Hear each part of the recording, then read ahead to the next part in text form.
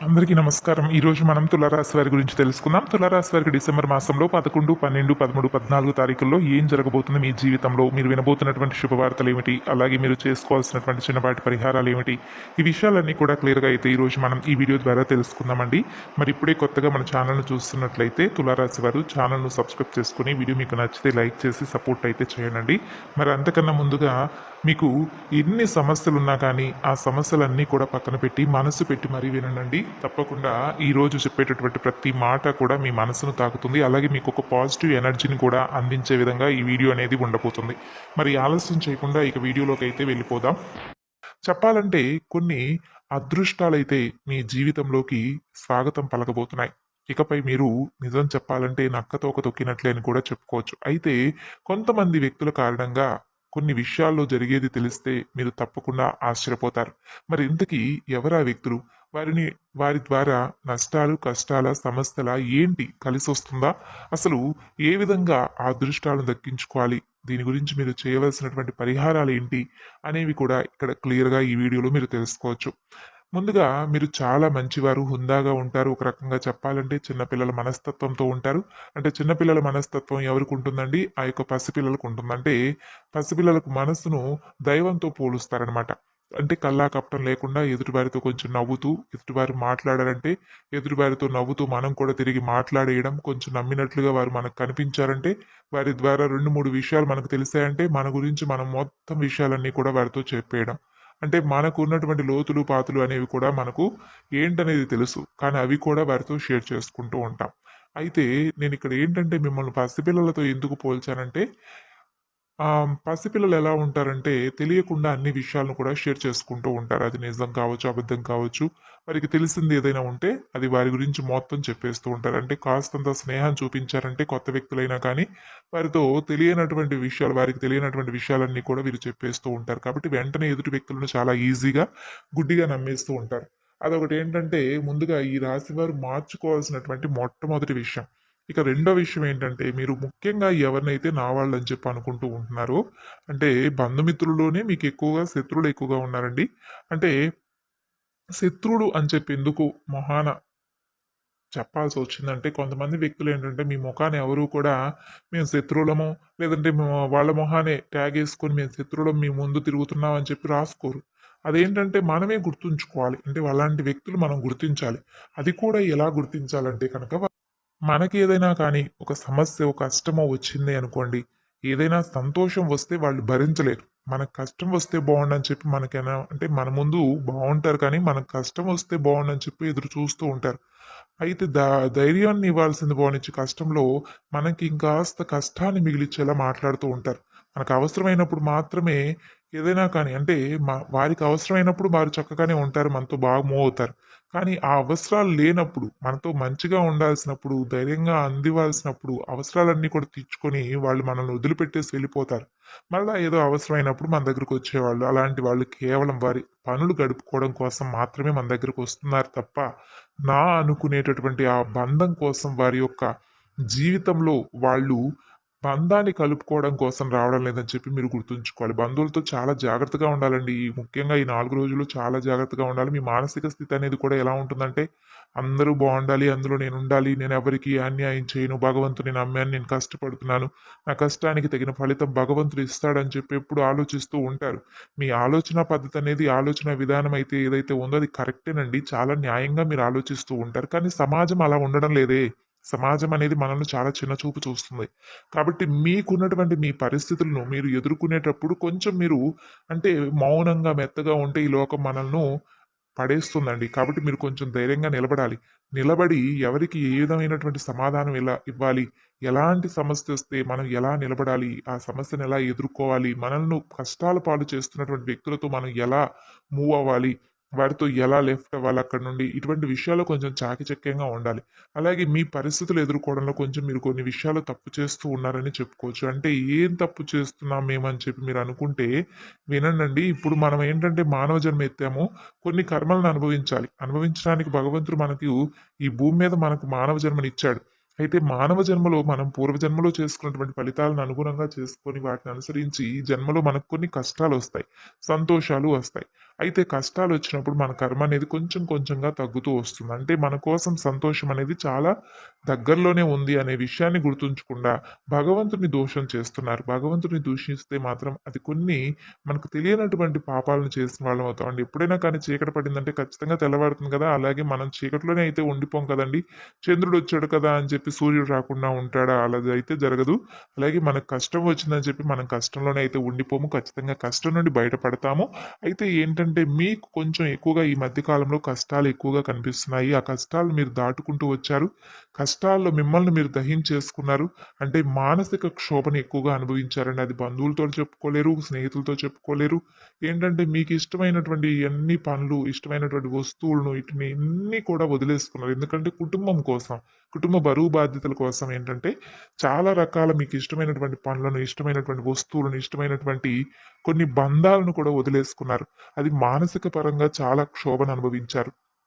అయితే మీకు సంబంధించి మీకు ఏ విధంగా అయితే మీకు నా అనుకున్న వారు ఎవరైతే ఉన్నారో వారి నుండి మీరు కొన్ని కష్టాలు ఎదుర్కోవడం మీరేంటంటేనండి చాలా అమాయకంగా ఆలోచిస్తూ ఉంటారు. అంటే ఇప్పుడు నేను ఎవరినైనా ఏదైనా అన్నాననుకోండి తిరిగి వారు ఏదన్నా చేస్తే నాకు ఫ్యూచర్‌లో ఏదైనా ఇబ్బంది అవుతుంది కదా! లేదంటే నా అనుకున్నటువంటి బంధం అనేది నాకు వాళ్ళు కూడా ఉండరేమో! లేదంటే వారిని ఏదైనా వారు చేసినటువంటి తప్పును బయట పెడితే వాళ్ళు నాతో మాట్లాడరేమో! మళ్ళా వాళ్ళు నాతో మాట్లాడకపోతే ఆ సపోర్ట్ అనేది లేకపోతే నేనెలా ఉండాలి? ఇలా ఆలోచిస్తూ అమాయకంగా ఉంటారు. ఎప్పుడైనా కానియండి మనం అమాయకంగా ఆలోచించకూడదండి. మన బలహీనత ఎలా ఉంటుందంటే మనం ఎవరితో అయినా మాట్లాడితే ఎంత, మాట్లాడకపోతే ఎంత, వాళ్ళకి అవసరమైనప్పుడు మన దగ్గరికొచ్చినప్పుడు మనం అటువంటి బంధాలను ఫ్యూచర్‌లో కూడా మనం అటువంటి బంధాలను పెట్టుకొని వారిని నమ్మి మనం ఎలా తిరగాలి చెప్పండి? వారిని నమ్మి మనకు సంబంధించినటువంటి విషయాలను వాళ్ళతో ఎలా పంచుకోవాలి? కాబట్టి ఈ విషయాల్లో మీరు చాలా రకాల తప్పులు చేస్తున్నారు కాబట్టి కొంచెం జాగ్రత్తగా ఉండండి. ఇక ధనం అనేది కొంచెం తక్కువగా ఈ 4 రోజుల్లో నిలబడుతుంది. కుటుంబం కోసం కష్టాన్ని త్యాగం చేసినటువంటి వ్యక్తులు మీరు. వాళ్ళకి ఇష్టమైనవన్నీ కూడా తీసుకొచ్చి పెట్టడం, వాళ్ళ అవసరాలను తీర్చడం, వారికి ఒక హోదాని కల్పించడం అనేది మీకు చాలా అంటే చాలా జీవితం అంతా కూడా ఇలాగే సరిపోయింది. ఒక కొవ్వొత్తిలాగా మీరు కరిగిపోతూ వెలుగునందిస్తున్నారనే చెప్పుకోవాలి ఓవరాల్‌గా చెప్పాలంటే. ఆ విధంగా కష్టపడేటటువంటి మనస్తత్వంతో ఉంటారు. ఇక మీకు చిన్నప్పటి నుండి కూడా ఊహ తెలిసిన దగ్గర నుండి ఎన్నో కష్టాలు, ఎన్నో బాధలు, సమస్యలు ఇలా ఒక్కొక్కటిగా, ఒక్కొక్కటిగా దాటుకుంటూ, దాటుకుంటూ ఒక కష్టం దాటారంటే మరలా ఇంకో కష్టం అనేది మీకోసం కాచుకొని కూర్చొనుంటుంది. అది అలా దాటారంటే మరొకటి ఎదురు చూస్తూ ఉంటుందనమాట.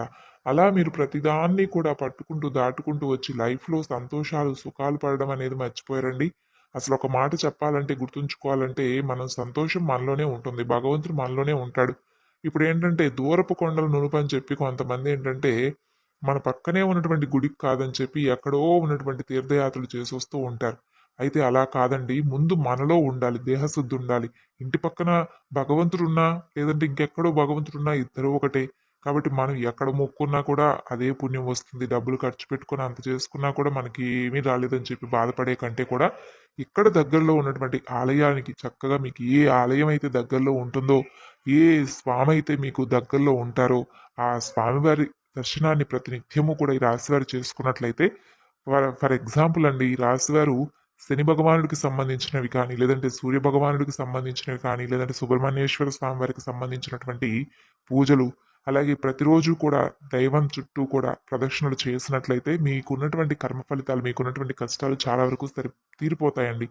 అయితే కొన్ని ముఖ్యంగా చెప్పాలంటే మీరు ఇంట్లోనే చక్కగా ఉదయం, సాయంత్రం దీపారాధన చేసుకున్నట్లయితే కూడా మిమ్మల్ని వెంటాడుతున్నటువంటి సమస్యలు కూడా తీరిపోతాయి. కొంతమంది అనుకుంటూ ఉంటారు, మేము ఎన్నో పూజలు చేస్తాం, ఎన్నో వ్రతాలు చేస్తాం, ఎన్నో నోములు నోచుకున్నాం కానీ మాకు అనుకున్నటువంటి కోరికలు రావడం లేదు. మేము అనుకున్నటువంటి కోరికలు నెరవేరక సమస్యలనే ఎప్పుడు ఎదుర్కొంటున్నాం అని చెప్పి అనుకుంటారు. కానీ మీరు చేసుకున్నటువంటి ఆ మంచి పనులు, మంచి కర్మలు ఏవైతే ఉన్నాయో అవి ఏదో ఒక రూపంలో మిమ్మల్ని తప్పకుండా బ్రతికిస్తాయండి. తప్పకుండా మిమ్మల్ని కాపాడతాయి కూడాను. కాబట్టి ఆనందం, ఐశ్వర్యం అంటే కేవలం డబ్బు, హోదా ఇవే కాదండి. మనకు భగవంతుడు నిద్ర లేచిన వెంటనే మనం నిద్ర లేచామంటే, మనకు భగవంతుడు ఈరోజు ఒక అవకాశం ఇచ్చాడు, ఇస్తున్నాడనే అని చెప్పి అనుకోవాలి మనసులో. అలాగే మనం చేసేటటువంటి పనులను బట్టి ఆధారపడి ఉంటుంది కాబట్టి, మనం ఏదో చేసేసి అది భగవంతుడే చేపించాడు, భగవంతుడే చేయబోతున్నాడు. ఇలా అనుకోవడం అది మన మూర్ఖత్వం అవుతుంది. ఏదైనా కానీ మనిషికి, పశువుకి తేడా ఏంటంటే జ్ఞానం. పశువుకు లేనటువంటిది మనుషులకి ఇచ్చింది జ్ఞానం. భగవంతుడు ఇచ్చాడు కాబట్టి అంత అమాయకంగా కూడా ఎవరు కూడా ఆలోచించరు. ఈరోజు నేను ఈ పని చేయాలనుకుంటున్నానని చెప్పి మీరు ఎలా అయితే ఈరోజు ఫోన్ చూసుకుంటున్నారో, ఫోన్‌కి ఏ విధంగా సమయాన్ని గడుపుతున్నారో, అలాగే అనవసరమైనటువంటి మాటలు, అనవసరమైనటువంటి చాటింగ్‌లు, సోషల్ మీడియాలో గడపడాలు, ఇవన్నీ కూడా ఒక మనిషికి అవసరం లేకపోయినా కూడా ఏ విధంగా అయితే మాకు టైం లేదండి, మేము దీపం పెట్టుకునేంత టైం కూడా లేదు, బయటికెళ్ళి గుడికెళ్ళాల్సినంత టైం కూడా లేదు, మా ఇంట్లో మాకు సరిపోతుందని చెప్పి అనుకుంటారు కొంతమంది. కానీ మనం చెయ్యదలుచుకుంటే ఏ పనైనా కూడా చేయొచ్చండి. కాబట్టి మనకున్నటువంటి సమయంలోనే మనం తింటున్నాం, ఫ్రెండ్స్‌తో గడుపుతున్నాం, అలాగే అనవసరమైనటువంటి పాతకానిలన్నీ పెడుతున్నాం. మరి ఇంత సమయాన్ని వృధా చేస్తున్నటువంటి మనకు దగ్గరలో ఉన్నటువంటి ఆలయానికి ఏ స్వామి ఉంటే ఆ స్వామి దర్శనానికి వెళ్లి రావడం పెద్ద కష్టమేం కాదండి. కాబట్టి మీరు ఈ విధంగా చేసి చూడండి. మీ జీవితంలో చాలా రకాల సమస్యల నుండి మీరు బయటపడిన వారవుతారు. అలాగే మీ ఆనందం అనేది సంతోషం అనేది మీలోనే ఉంటుంది. ఈ విషయాన్ని మీరు మర్చిపోతున్నారు. కాబట్టి శత్రుభయం, శత్రునాశనం కోసం హనుమాన్ చాలీసా పఠించండి. ప్రత్యేకంగా చెప్పాల్సినటువంటి అవసరం ఏమీ లేదు. మీ బాధలు మీరు దూరం చేసుకున్న వారవుతారు. మీ సంతోషాలు మీరు దూరం చేసుకుంటున్నారు కానీ, సంతోషాన్ని మీ మనసులోనే ఉంచుకోండి. సంతోషం ఎప్పుడూ కూడా మిమ్మల్ని అన్ని రకాలుగా కూడా బ్రతికివ్వదండి. కొన్ని కష్టాలు వచ్చినప్పుడే కష్టాల నుండి మనం తగినటువంటి గుణపాఠాలు నేర్చుకుంటాం. కాబట్టి కష్టాలు కూడా రావాలని చెప్పి అనుకుంటూ ఉండండి. కేవలం మేము సంతోషంగానే ఉండాలని చెప్పి అనుకోకండి. సంతోషం ద్వారా మనం ఏది కూడా పొందలేం. కొన్ని కష్టాలు, బాధలు ఎదురైతేనే ఫ్యూచర్‌లో మనకు అటువంటి సమస్యలు, కష్టాలు ఎదురైతే వాటి నుండి మనం ఎలా బయటపడాలనేది భగవంతుడు మనకు నేర్పిస్తాడు. అలాగే ఈ 4 రోజుల్లో కొన్ని విషయాల్లో కూడా మీకు బాగా కలిసొస్తుంది. అంటే జీవితంలో మీకున్నటువంటి చిన్న చిన్న అడ్డంకులన్నీ కూడా తొలగిపోతాయి. అలాగే ఎవరు ఏం చెప్పినా కూడా ఈ 4 రోజులు అసలు నమ్మకండి. ఎందుకంటే కొంతమంది వల్ల మీకు ప్రాబ్లమ్స్ వస్తాయి. ఏదైనా కానీ మీ ధైర్యాన్ని అస్సలు కోల్పోకండి. ఇక మీరేదైనా సాధించాలనుకుంటే ఆ పని వెంటనే మొదలుపెట్టేయండి. మీరిప్పుడు ఏ పని మొదలుపెట్టినా కూడా తప్పకుండా అందులో విజయం అయితే సాధిస్తారు. అలాగే ఒకసారి పని స్టార్ట్ చేసే ముందు మీ ఇష్టదైవాన్ని తలుచుకొని స్టార్ట్ చేయండి. దానివల్ల ఏంటంటే పనిలో మీకు ఎలాంటి అడ్డంకులనేవి కనిపించవు. మీకు బాగా కూడా కలిసొస్తుంది. అలాగే ఈ 4 రోజులు రావి చెట్టు లేదా తులసి చెట్టు దగ్గర దీపం వెలిగించుకోండి. దానివల్ల కూడా మీకేంటంటే ధన సమస్యలుంటే తొలగిపోతాయి. ముఖ్యంగా చూసుకున్నట్లయితే ఈ 4 రోజుల్లో మీకు ధనానికి సంబంధించినటువంటి లోటు కనిపిస్తుంది కాబట్టి ధన సమస్యలు లేకుండా ధనలాభం అనేది కలగడానికి, లక్ష్మీ కటాక్షం పొందడానికి రావి చెట్టు లేదా తులసి చెట్టు దగ్గర దీపం పెట్టుకోండి. ఇంట్లో డబ్బుకు మాత్రం ఎటువంటి లోటు అనేది కనిపించదు. కాబట్టి ఇంత మంచి అవకాశం కాబట్టి అసలు వదులుకోకండి. కొన్ని విషయాలు ఏంటంటే మనం తెలియక చేస్తాం. కానీ కొన్ని విషయాలు తెలిసినా కూడా చెయ్యం. అది మన పొరపాటు అవుతుంది. కాబట్టి కొన్ని విషయాల్లో కొంత నిర్లక్ష్యంగా ఉండకుండా కొంత అప్రమత్తంగా ఉండడం మంచిది. అలాగే ఈ రోజుల్లో మీరు చిన్న చిన్న ప్రయాణాలు పెట్టుకుంటారు. చిన్న చిన్న ప్రయాణాలు చేసే అవకాశాలు కనిపిస్తున్నాయి. కాబట్టి ప్రయాణాల విషయంలో జాగ్రత్తగా ఉండండి. ఇంట్లో ఉన్న వారందరితో కూడా సంతోషంగా ఉంటారు. ఆర్థిక స్థితి అనేది మీకు బాగుంటుందండి. ఆదాయం కూడా మీరు ఆశించినటువంటి స్థాయిలో ఉంటుంది. కాబట్టి అనవసరమైనటువంటి కొంత చిన్నపాటి ఖర్చులను తగ్గించుకోవడానికి ప్రయత్నం అయితే చేయండి. ఇక బయట వారితో మరీ ఎక్కువగా క్లోజ్‌గా ఉండకండి. కొత్త వ్యక్తుల పరిచయాలు ఏర్పడతాయి. ఆత్మవిశ్వాసం మరీ ఎక్కువగా కొన్ని విషయాల్లో మంచిది కాదు.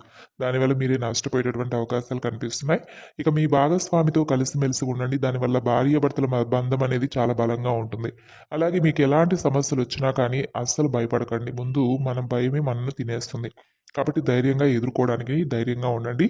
దానివల్ల మీకు అదృష్టం అనేది వస్తుంది. మీ జీవితంలో ఉన్న సమస్యలు కూడా దూరమవుతాయి. సమస్యల నుండి మీరు కొన్ని విషయాలు కూడా తెలుసుకుంటారు. అలాగే ముఖ్యంగా చెప్పాలంటే పీఎం అనే అక్షరాలతో పేర్లున్న వారితో కొంచెం జాగ్రత్తగా మసులుకోండి. ఎందుకంటే వారి వల్ల కొన్ని ఇబ్బందులు వచ్చేటటువంటి అవకాశాలు కనిపిస్తున్నాయి. వారు మిమ్మల్ని బాగా అన్ని రకాలుగా ఇబ్బందులు గురి చేయాలని చెప్పి ప్రయత్నాలు మొదలుపెట్టారు. మీ ముందు మంచిగా ఉండబోతున్నారు.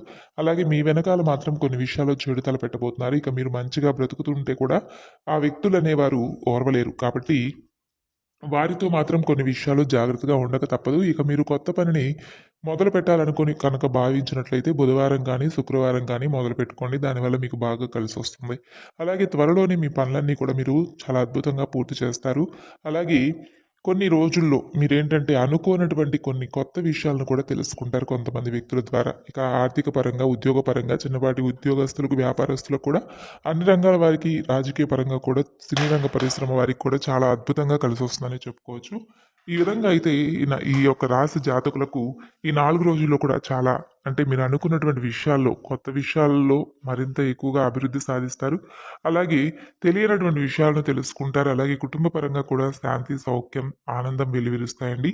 మరి ఈ విధంగా అయితే ఈ రాశి జాతకులకు ఈ 4 రోజుల్లో మీరు అనుకున్నటువంటి లక్ష్యాలను, అలాగే మీరు చేరుకోవాలనుకున్నటువంటి గమ్యాన్ని చాలా చక్కగా చేరుకుంటారు.